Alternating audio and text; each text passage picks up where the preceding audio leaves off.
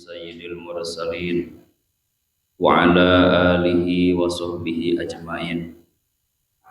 Rabbi shrah li sadri wa yassir li amri wahlul 'uqdatam min lisani yafqahu qawli.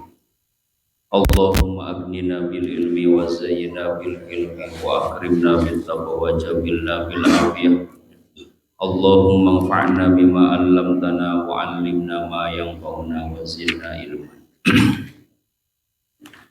Baik para bapak dan ibu jemaah rahimakumullah, alhamdulillah pada malam ini Allah senantiasa memberikan sehat, memberikan nikmat, memberikan keringanan kepada kita untuk melangkahkan kaki kita ke tempat yang mulia ini.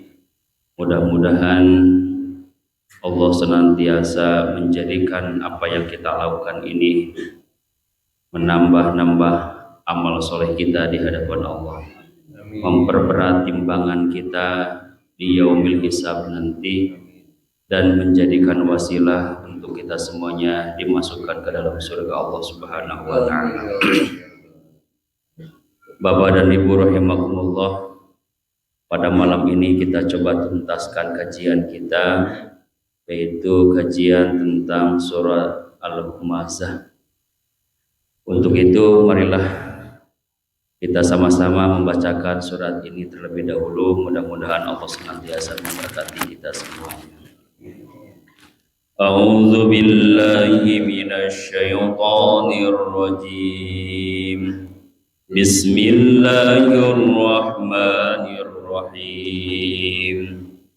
Wailul likulli humazatil lumazah alladzi jama'a malan wa 'addada yahsabu anna malahu akhlada kalla la yunbadanna fil hutamah wa ma adraka mal hutamah narullahil muqadah allati tattali'u 'alal af'idah innaha 'alaihim muqsadah fi 'amadin mumaddadah.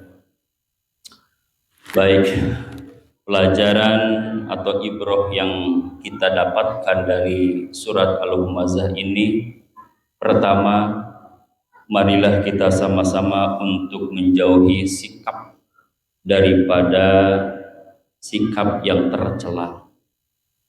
Di antara sikap yang tercela yang terdapat di dalam surat Al-Humazah adalah sikap mencela, sikap mengumpat, sikap meremehkan orang, sikap merendahkan orang lain.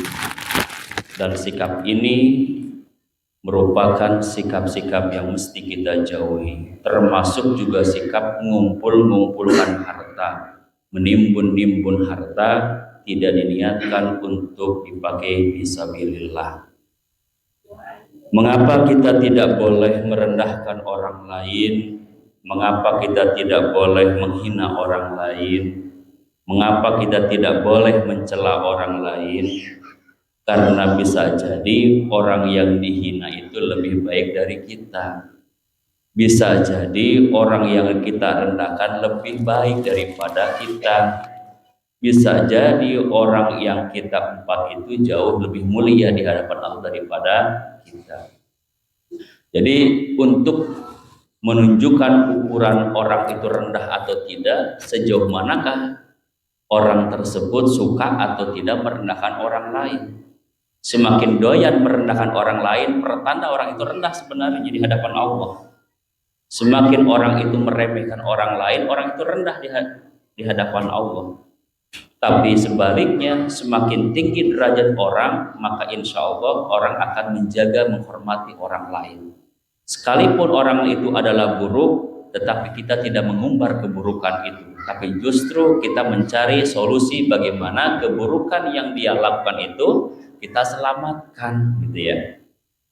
Nah, kalau ini terjadi, misalkan saling membenci, saling menghina, saling merendahkan, itulah Allah tegaskan dalam Quran surat Al-Hujurat ayat 11. Ya a'udzubillahi minasyaitonirrajim. Ya ayyuhalladzina amanu la yaskhar qaumun min qaumin asa ayyakunu khairum minhum wala nisa'un min nisa'in asa ayyakunna khairum minhunna.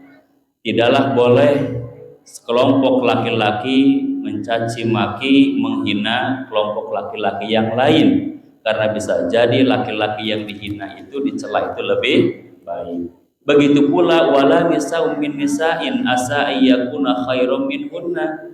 Begitu pula wanita, sekelompok wanita tidak boleh menghina kelompok wanita lain, sebab boleh jadi wanita yang dihina, wanita yang direndahkan, wanita yang diremehkan jauh lebih baik daripada yang menghinanya. Ini pesan dari Allah ya. Larangan. Termasuk yang dilarang itu dalam Quran surat Al-Hujurat adalah wala tanabazu wala talmizu anfusakum wala tanabazu bil alqab. Juga menghina diri sendiri nggak boleh. Karena menghina diri sendiri artinya tidak bersyukur kepada Allah. Begitu pula wala tanabazu bil alqab. Tidak boleh memanggil dengan gelar-gelar yang mengandung ejekan-ejekan. Gak boleh ada orang yang tinggi 2 meter terus si tiang listrik datang, itu gak boleh karena mengandung ejekan misalkan ya. Tiang listrik datang itu gak boleh. Ada misalkan yang yang besar terus si gentongan datang misalnya, itu gak boleh ya. Wala tanabazu bil alqab gitu ya. Ada orang yang suka sakit asma datang-datangan tuh sepengek datang. Nah, itu adalah panggilan-panggilan gelar-gelar yang mengandung unsur ejekan, nggak boleh gitu ya. Nah, apa dampaknya kalau kita saling merendahkan, saling meremehkan, saling menghina? Tadi sudah sedikit disinggung ya, kemarin juga sudah sempat, tapi kita memperkuat aja. Kalau itu terjadi, maka bisa jadi akan timbul terjadi keretakatan hubungan ya, sehingga kalau hubungannya sudah tidak baik akan berdampak kepada konflik yang berujung kepada tidak tegur sapa. Berat tegur sapa itu. Ya, kalau kita benci pada seseorang itu rupanya bertemu aja berat gitu kan. Boro-boro mendoakan. Ya, berat bertemu itu. Boro-boro bertemu, kadang-kadang kita mau melewati rumahnya lebih baik muter ke warung jamu kan. Mendingan nambahan 5 kilo daripada harus lurus bertemu kan gitu. Capek orang itu ya. Makanya semakin membenci orang capek, ya hati-hati, capek melelahkan. Udah mendingan kita cintai orang itu, kalau tidak suka doakan orang itu, ya kita contoh Rasul, ya kita contoh Rasul. Orang yang tidak suka kepada Rasul, Rasul tetap mendoakan, sekalipun mengancamnya. Coba kita ya, pada saat misalkan Nabi Ibrahim alaihissalam diusir oleh ayahnya ya. Ya Ibrahim la illam tangtahi la arjumannaka wahjurni maliya. Hei Ibrahim, lamun setia ma anjeun teu suka Tuhan yang diibadahi oleh aku dan kelompok aku, maka aku akan mengusirmu. Engkau harus jauh, bahkan tetanggung-tanggung, bukan hanya diusir kan, tapi diancam, dihukumi. Dengan hukuman apa? Yaitu dibakar di api yang berkabar. Tetapi Nabi Ibrahim tetap salamun alaik sa'astaghfirullah rabbi innahu kana bi hafiya, tetap lembut, diancam, mau disiksa tetap mendoakan. Itulah contohnya. Nah, oleh karena itu ini bahaya pertama. Yang kedua, kalau dibiarkan terus-menerus ada unsur dendam, baik dendam di hadapan maupun dendam di belakang. Biasanya orang-orang dendam itu bertindak segala-galanya. Di hadapan ya menunjukkan sikap ketidaksukaannya sampai berani misalkan memukulnya, bahkan ekstrimnya sampai berani membunuhnya. Di belakang juga main, bisa-bisa dukun bertindak, gak berani dengan sendirinya, tidak punya kemampuan sendirinya, dukun bertindak di situ ya. Ini bahayanya kalau orang sudah saling meremehkan, saling mengejek ya, saling membenci itu. Dan yang berikutnya, hilang kekuatan Islam ya. Jadi kalau umat itu sudah berseteru, umat itu sudah saling meremehkan, menjatuhkan, maka ini akan berdampak kekuatan Islam itu tidak ada. Nah, terlebih sekarang ya, kita masanya masa kampanye, masanya masa saling punya jagoannya masing-masing. Lebih hati-hati lagi. baik langsung maupun tidak langsung, baik offline ya seperti darat kita ya, ataupun di media sosial atau yang sifatnya online. Hati-hati, sama hukumnya. Apa yang dilakukan secara vulgar oleh jasmani, hukumnya haram juga. Apa yang dilakukan pada di online, di media juga sama. Yang saling menjatuhkan, miris ya. Bahkan tidak sedikit orang-orang ngerti, tidak sedikit orang ustadz, wah saya mah tidak mau mendukung A, saya tidak mau bergabung dengan ini dan itu dan seterusnya itu. Hati-hatilah gitu ya.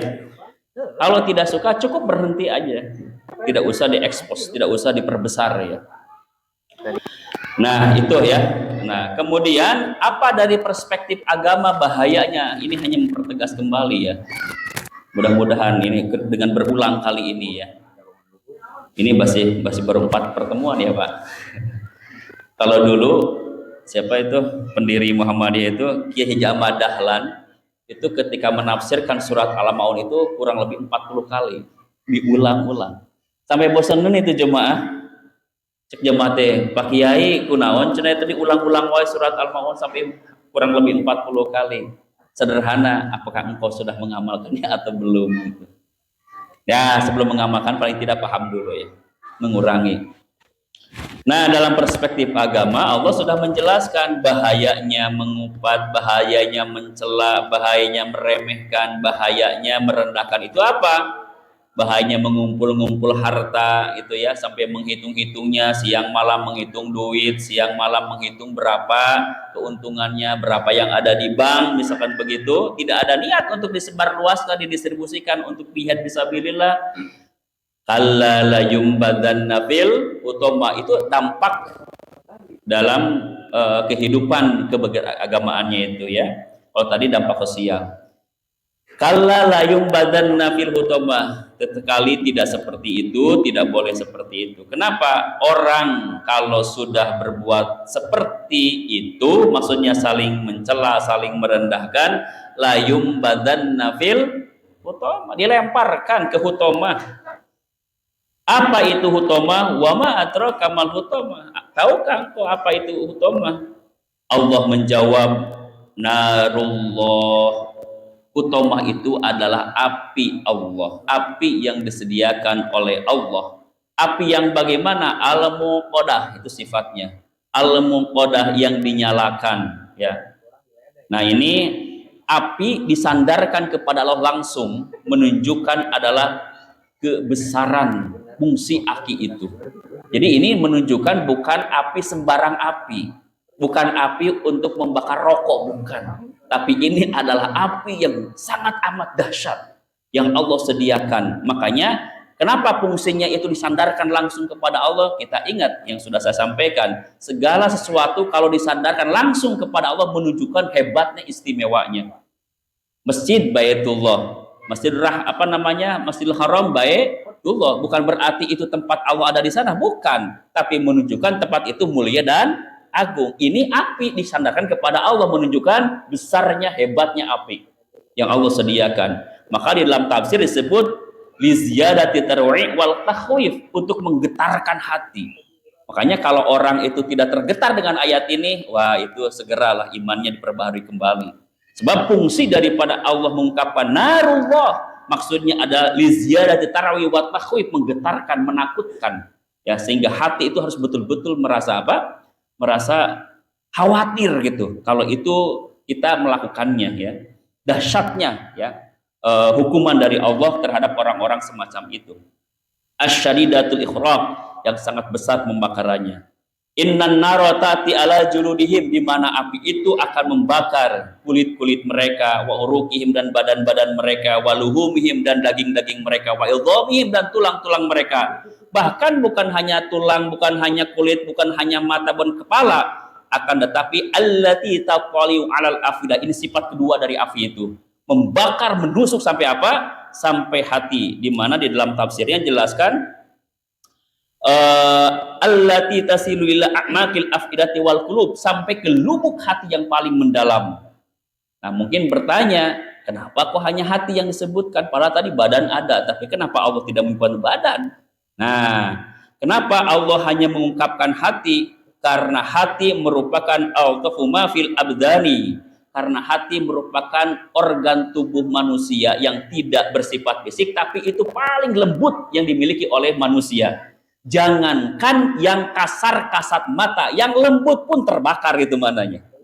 Ini menunjukkan bahwa Allah menunjukkan bahwa hukuman bagi para pencela, hukuman bagi pengumpat, hukuman bagi perendah orang lain itu akan menyediakan api, yang api itu membakar seluruh tubuhnya hingga kepada hal-hal yang paling terlembut yang dimiliki oleh manusia. Ini betapa dahsyatnya di situ ya.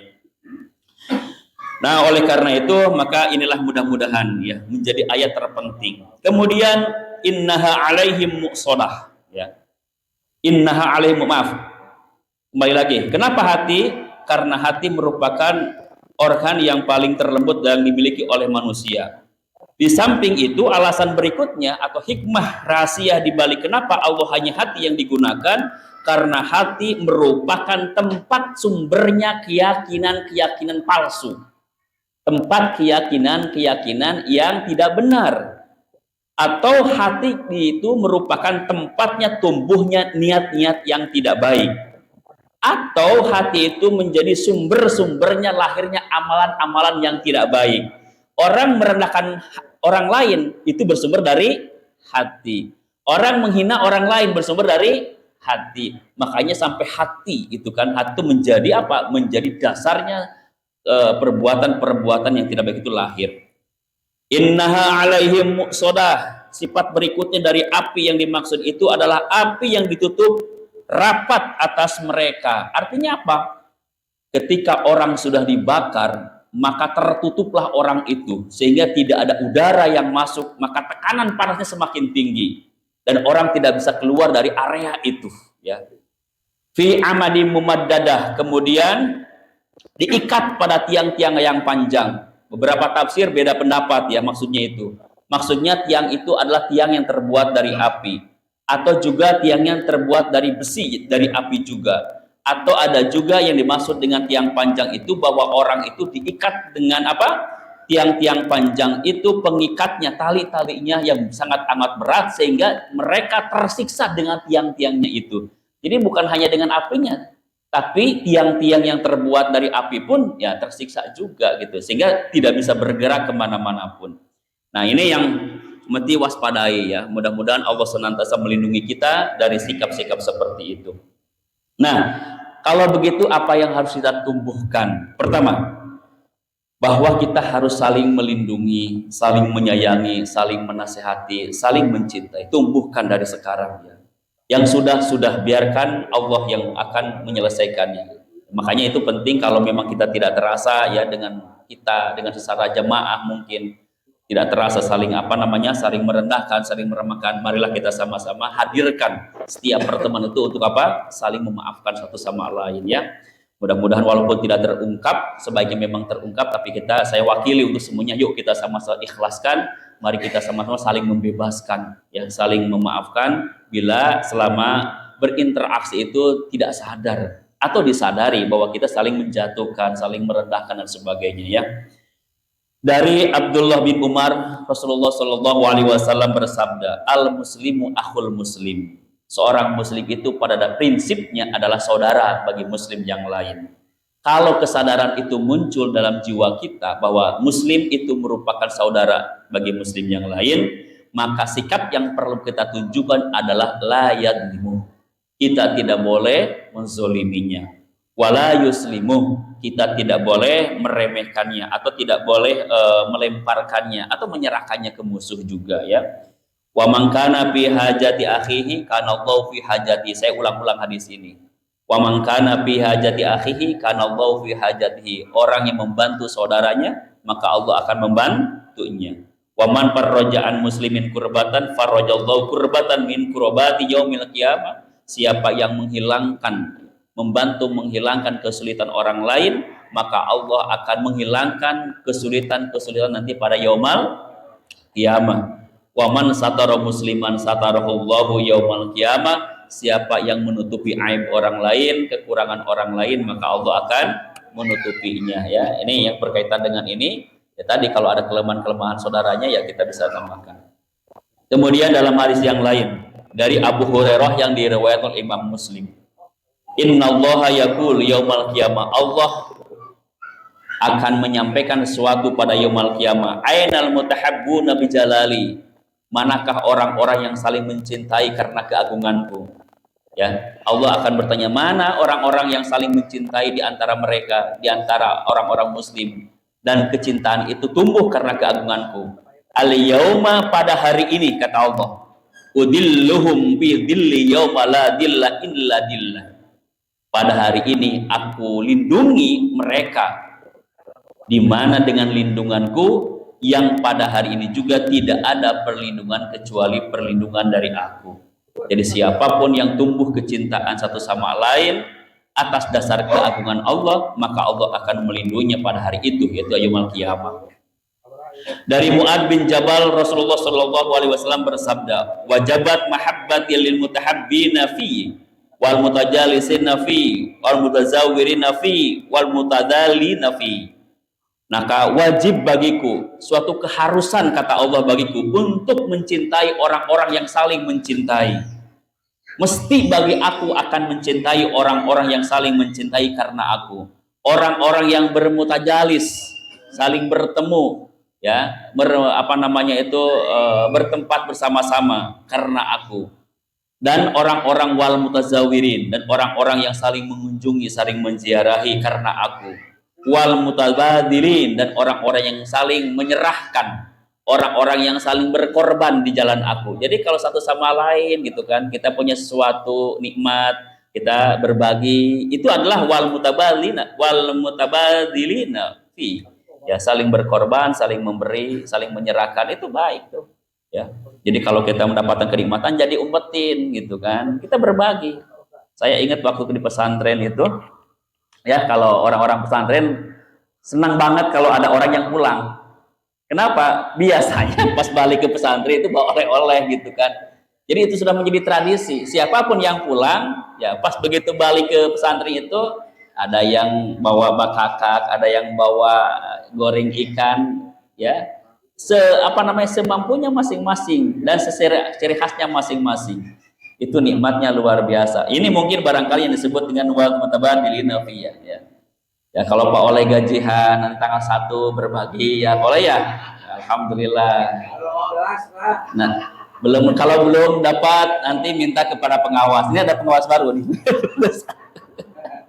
Jadi kalau belum bayaran minta ditalangin sama pengawas. Jadi salah satu fungsi pengawas itu adalah tempat talangan.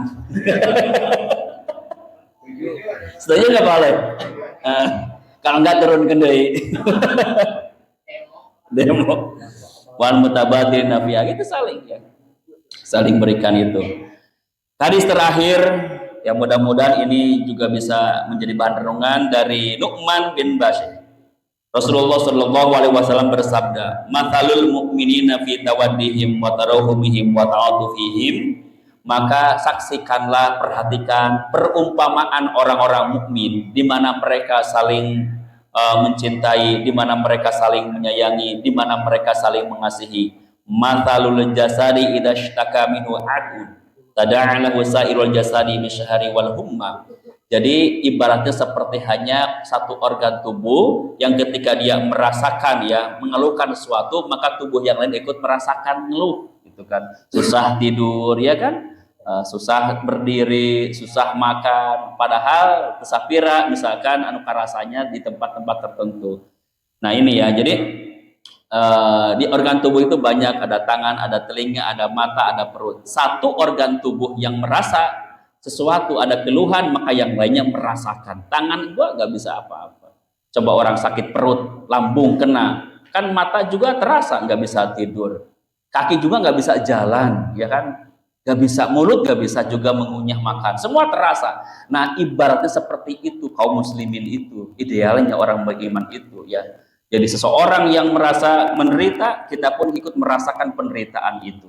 Seseorang yang bahagia, mestinya kita juga merasakan ikut bahagia. Jadi kalau orang lain dapat nikmat, kita bahagia. Jangan iri, jangan dengki. Siapa tahu kita pun dapat bagiannya. Memang idealnya begitu tadi. Wal mutabadilina. Makanya supaya mengurangi sikap iri hati itu, salah satunya gitu, pada saat mendapatkan nikmat segera berbagi supaya memberikan menutup peluang orang lain untuk tidak iri. Nah, jadi iri itu bisa jadi gara-gara kita memang tidak adil di situ. Maka tumbuh iri itu kan. Padahal di Rabuan sudah dibahas tuh. Allah itu pasti akan meninggikan yang lain, membawakan yang lain gitu. Ada yang tinggi, ada yang bawah gitu. Bukan berarti yang bawah harus dihina, yang tinggi harus sombong, tidak. Tapi Allah uji dua-duanya. Apakah yang rendah sabar, apakah yang tinggi bersyukur gitu ya. Sama ujian juga. Makanya di hadapan Allah baik yang rendah maupun yang tinggi sama-sama sedang diuji. Wallahu a'lam bishawab, itulah yang bisa disampaikan. Mudah-mudahan Allah sekali lagi menolong kita untuk menjauhi sikap-sikap yang tercela tersebut, dan semoga Allah menumbuhkan rasa cinta, rasa rindu di antara sesama kita kaum muslimin, kaum mukminin. Wa'afu minkum. Wassalamualaikum warahmatullahi wabarakatuh. Sayyidil mursalin wa ala alihi wa sahbihi ajmain.